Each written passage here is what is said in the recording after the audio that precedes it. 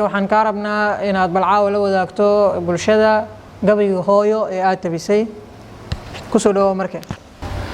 waan dhawahay Sharma in waadna mahadsan tahay Abu Farma oo asagna halkan igu soo dhaweeyay maantana in barnaamijkii halkan ku duubo Ilaahay ay horto marka koobaad ugu mahad celinaa subhanahu wa ta'ala marka labaadna waxaan ugu mahad celinayaa in Abu Farma oo halkan asaga ugu casuumay waxa jirto waa sax gabayo badan oo aad tiri way jiraan waxa galanaada aan u badnaado dhanka iyo arrimaha bulshada aan jacaylka dhalinyarta balse in waxa jiro gabay hooyo aan tiriyay gabaygaas qisadiisa cid ay ku dhacday waa islaaniga cid aan u tiriyeen waa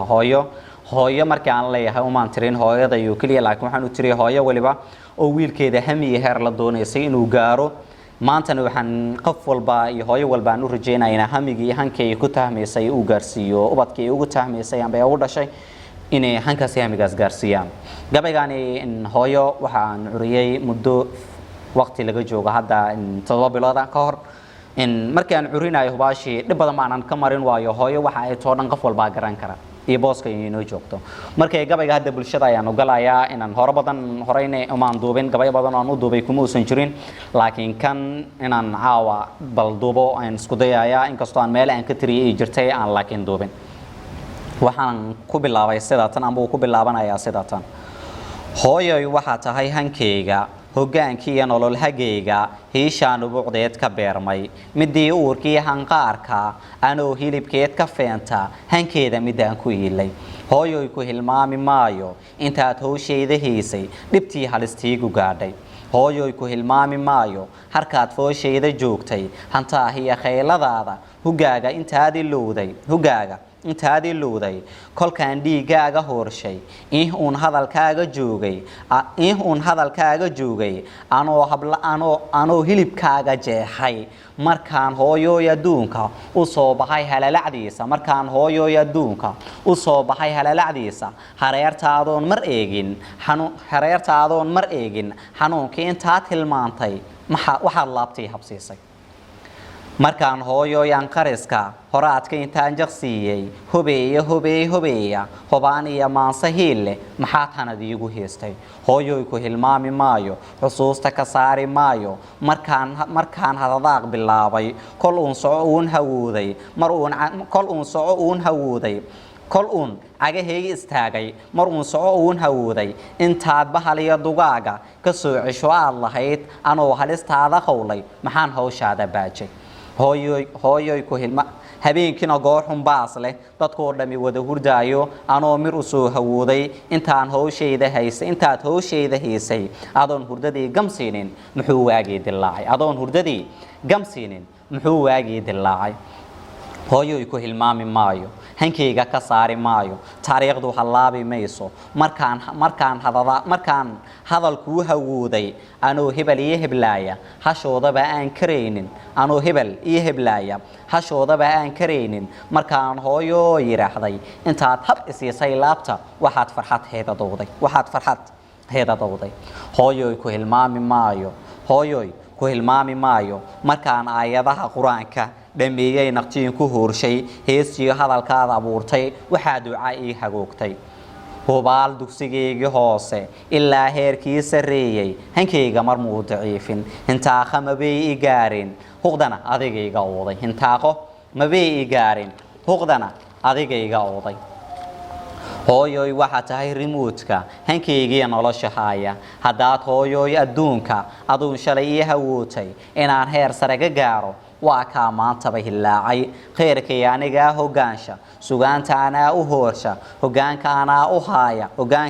anaa u haaya hooyoy waa iga hubaale anaa idilkood horbooda hambada anigaa u reeba hankaagina waa rumeeyay hooyoy waxa tahay abaabsan hooyoy waxa tahay hogaansan hooyoy waxa tahay hilaacsan hooyoy waxa tahay adduunka midii hodan looga yeeray hooyoy waxa tahay jihaadka midoo cagaheeda yeelay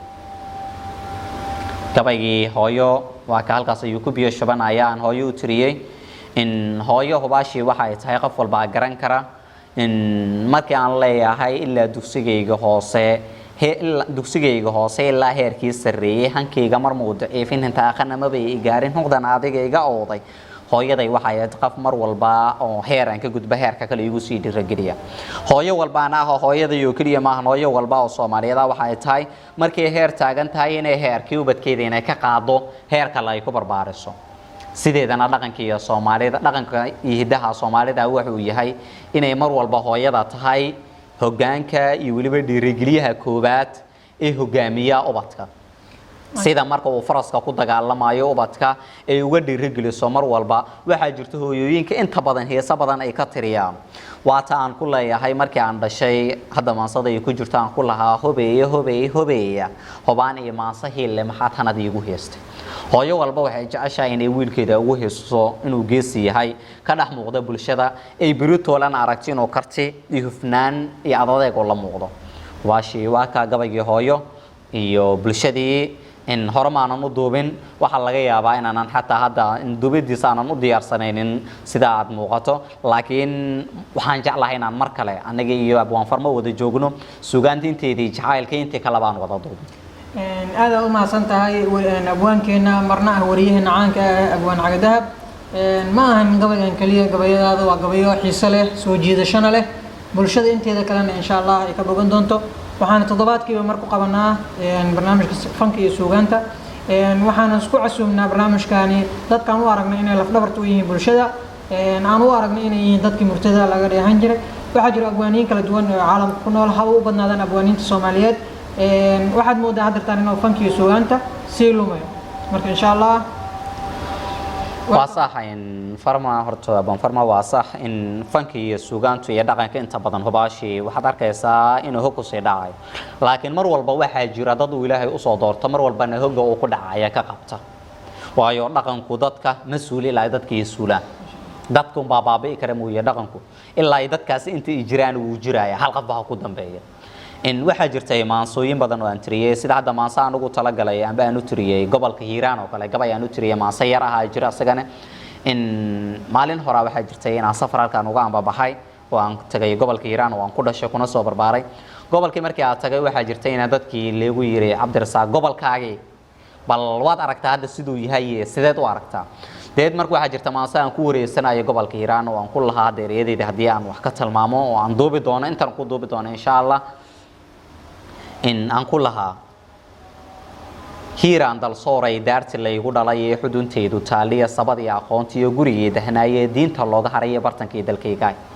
إن أتهاي دلنا في دور كي نمعوين كداهي مسارني إن كستون يردوبون كلاوت فوقانو صحن أن كتغيو تعلينتي هرقوبانا maanta iyo sidaa tahay dadkaygii siduu yahay degdeg dardaarwar hiiraan dadkaygii sidii muu ducaystaan wali diintii ku taabada cilmigii ma aadaan odayaashana sidoodii eexda ma uga diriraan xaqa mu adkeeyaan dadka mu adeegaan dhalintii daacadii dhexe dastuurkii ma diidaan diinta mu hal haystaan mase way duloobeen siyaasigan dayuuska doofaarkii nijaaska dameerkii dilaalka gidigood dhufaanka miyay talada saarteen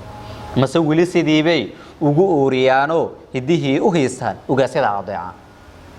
hidihii u haystaan ugaasyada adeecaan anigoo marka ka soo qaadayo xilligii halkaas intiisan hadda dawladda hadda jirta aysan gaarin dawlad hore ma aanan soo joogin oo qof soo gaar ma ahayn laakiin dawladda hadda jirta intiisan halkaas gaarin waxa meeshaas joogaan bal ka talin jiray odayaal dhaqameedii joogay xilligaas meesha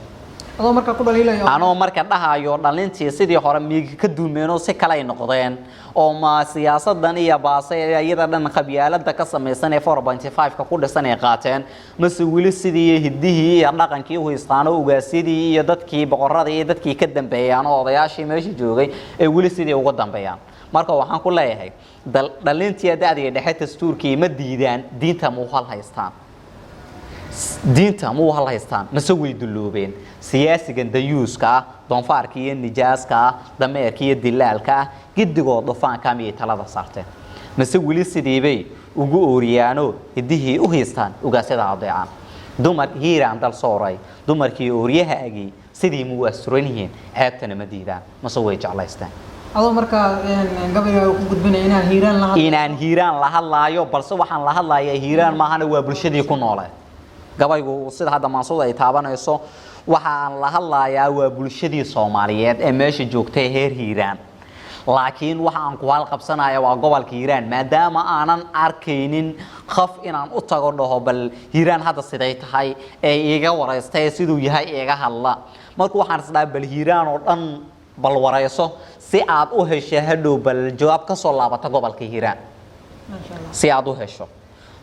jawaab ka soo laabato gobolka Hiiraan aniga oo ay jirtay tuulooyin iyo magaalooyin yar xilligaas soo qabsama waxaan bulshada Soomaaliyeed halkaan ugu ballan qaadayaa in ay jiraan gabayo ilaa 4 gabay ah oo ku jira gabayga hooyo dhameystiran oo asigii si dhameystiran aniga u diyaarsan aan duubo iyo waliba gabaygan Hiiraan oo asigana anigu dhameystiran aan duubo